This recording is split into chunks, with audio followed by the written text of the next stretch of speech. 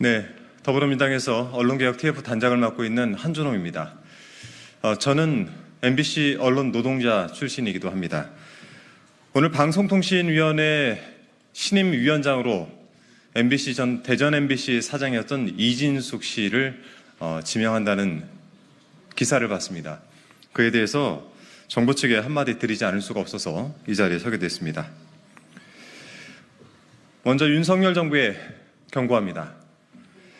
금일 저는 방송통신위원회가 방송장악 적폐들의 집합소가 되고 있는 상황을 목도하면서 개탄을 금할 수 없는 마음으로 이 자리에 서게 됐습니다.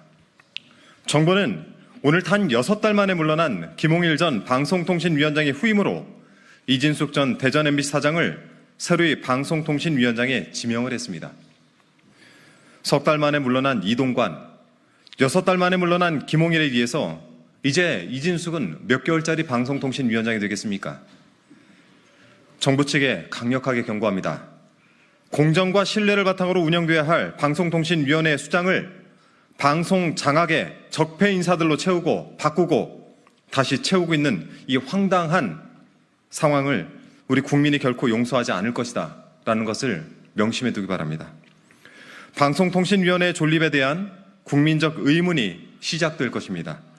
그렇게 방송을 장악해서 도대체 무엇을 감추고 무엇을 은폐하려는 것인지에 대한 실체 규명도 시작이 될 것입니다. 이진숙 지명자, 저도 잘 알고 있는 사람입니다. 2008년도 MBC의 정권 장악 야욕에 가장 앞장섰던 것으로 잘 알려진 인물입니다. 이명박 박근혜 정부 당시 정부의 MBC 장악 시나리오 실행을 가장 선봉해서 실행한 원조 부역자로 불리기도 했습니다. MBC 홍보국장으로 재직하면서 당시 김재철 사장의 입으로 불리었고 공정방송을 요구하면서 마이크를 뺏기고 광장에서 170일 넘게 투쟁을 해온 MBC 구성원들의 파업을 불법 파업 정치 파업 이렇게 규정을 하면서 왜곡을 했던 인물이 바로 이진숙입니다. 파업 과정에서 직원들을 사찰하기 위한 프로그램을 몰래 설치하는 것을 묵인하고 조장하고 방조했습니다.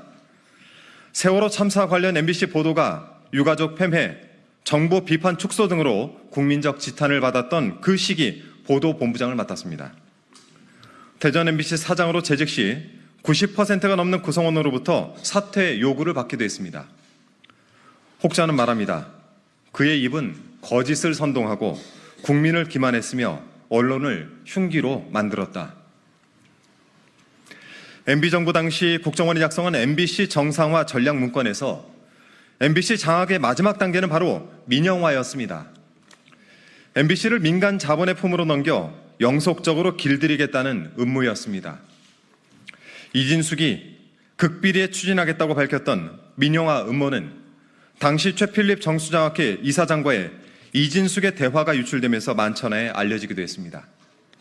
입맛에 맞는 인사와 정부의 비판적인 프로그램 퇴출, 노조 무력화, 조직 개편과 민영화 등 MBC 장악 음모에 앞장섰던 인물이 바로 이진숙이었던 것입니다.